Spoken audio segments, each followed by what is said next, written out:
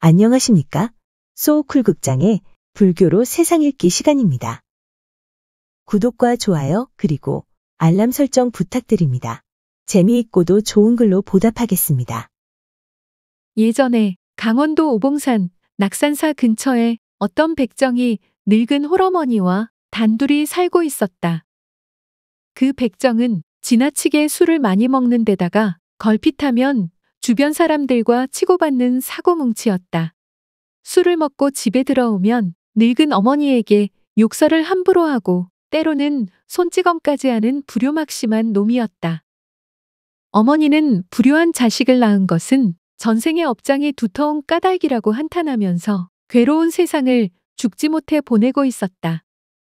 마침 그 이웃에는 집안에 관세음 보살상을 모시고 예배 공양하는 착실한 불자의 집이 있었는데 백정의 어머니는 아들이 일하러 나간 틈을 타서 옆집 관음상에 가서는 전생에 지은 죄업을 참회하고 불효자식을 감화시켜서 착한 사람이 되게 해달라고 늘 기도하였다.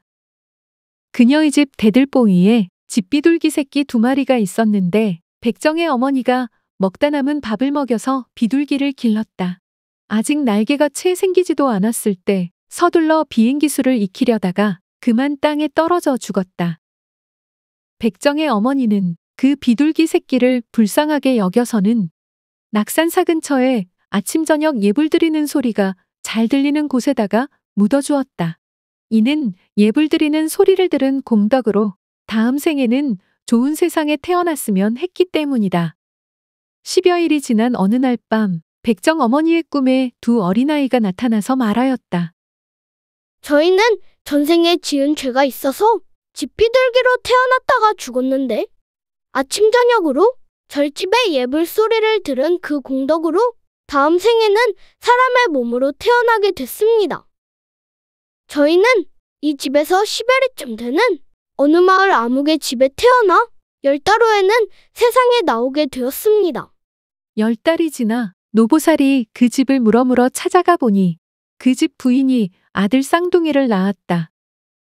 노보살이 2 아이더러 집비둘기 새끼야 하고 부르니 아이들이 예, 하고 대답해서 주위 사람들을 놀라게 했다. 하지만 본격적인 사람 말은 돌이 지나서야 비로소 하기 시작했다. 하루는 노보살의 백정 아들이 낙산사에 관세음 보살이 있다는 말을 들었다. 그래서 부랴부랴 낙산사에 가서 찾아보았으나 관세음 보살을 만날 수 없었다. 아들은 크게 실망하였다. 마침 그때 관세음 보살이 한 늙은 비구몸으로 나투어서는 법당 앞에 앉아서 많은 사람을 인도하고 계셨다. 백정은 그 비구 스님의 얼굴이 점잖은 것에 감복되어 생각했다. 저 스님은 이 산중의 일을 잘 아실 것이라. 그 스님 앞에 가서 절하고 공손히 물었다. 노스님이시여, 이 산에 관세음보살이 계신다는데 어디에 있습니까? 제가 며칠을 찾아보아도 만날 수 없었습니다.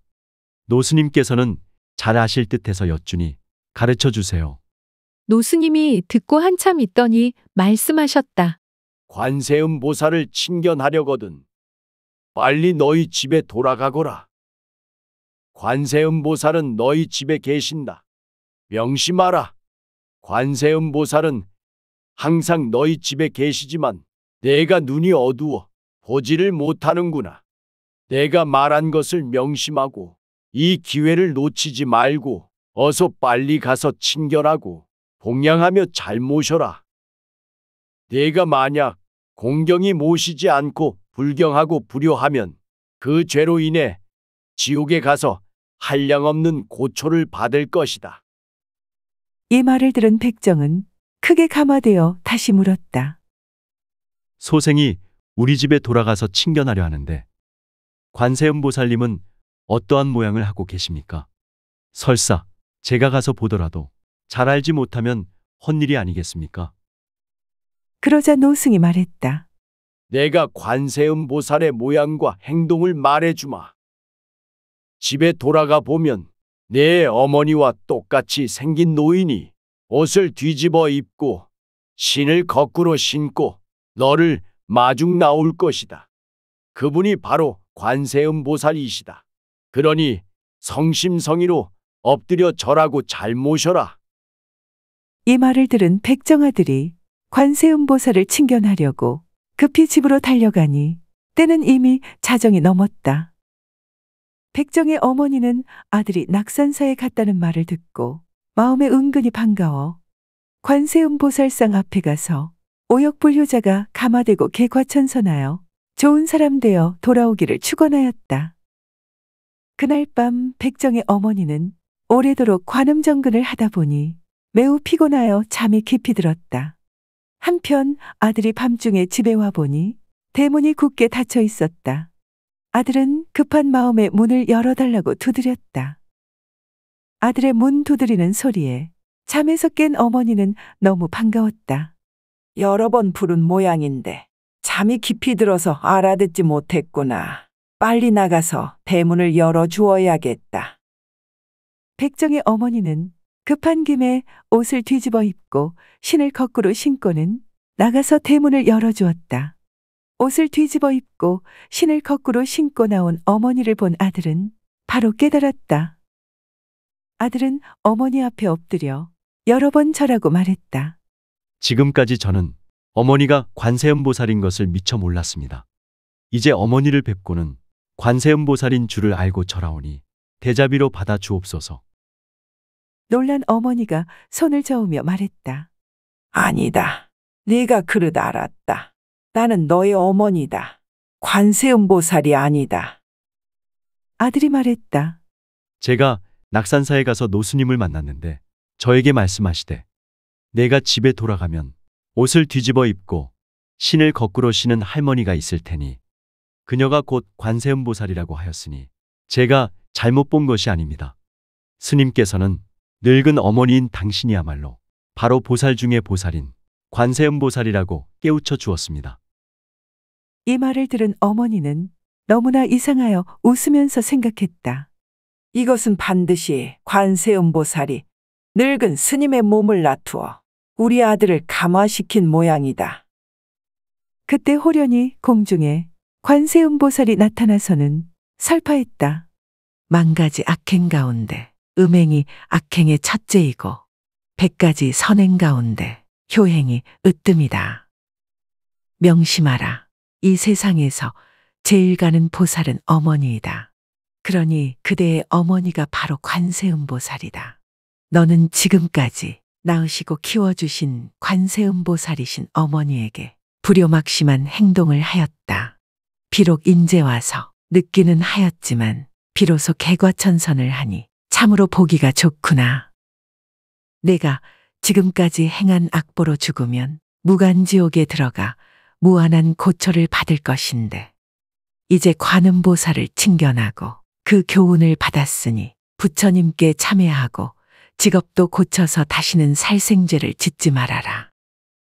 세상 사람들이 부처님께 불공하고 기도하여 부처님에게만 공덕 지을 줄 알고 부모에게 효행하고 가정이 화락되어 부모와 처자식에게 공덕 지을 줄을 모른다면 이것은 부처님께 공덕 짓는 것이 아니라 오히려 부처님을 빙자하여 부처님에게 마구니 짓을 하는 것이다. 백정 아들은 늙은 어머니를 효순한 마음으로 잘 모시고 부처님 법을 잘 믿고 그 말씀대로 평생 살았다. 그 공덕으로 90까지 살다가 늙어서 이 세상을 떠난 다음에는 서방극락정토에 태어났다.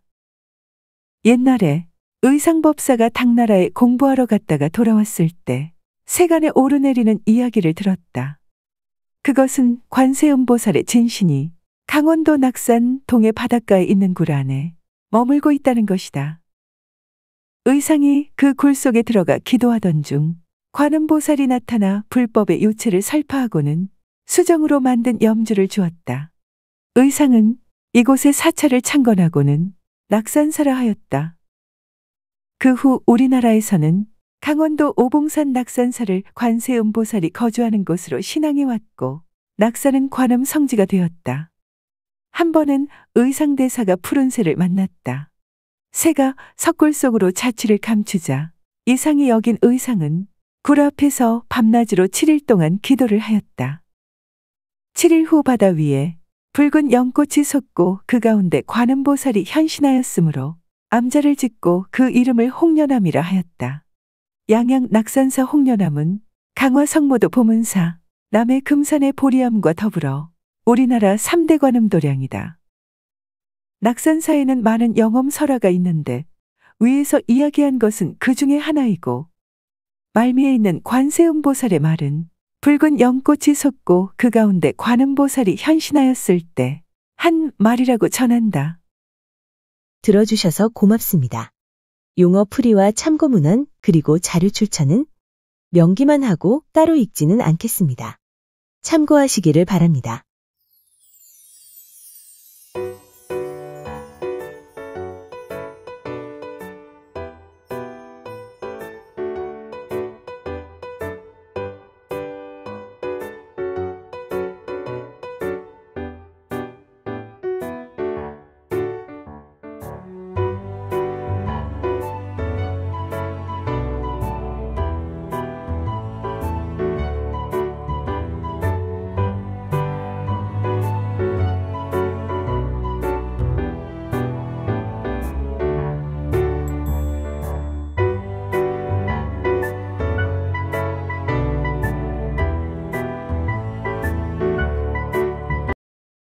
소우쿨 극장은 일주일에 2번, 매주 화요일과 토요일, 오전 11시 전후에 이야기 올리는 것을 원칙으로 하겠습니다.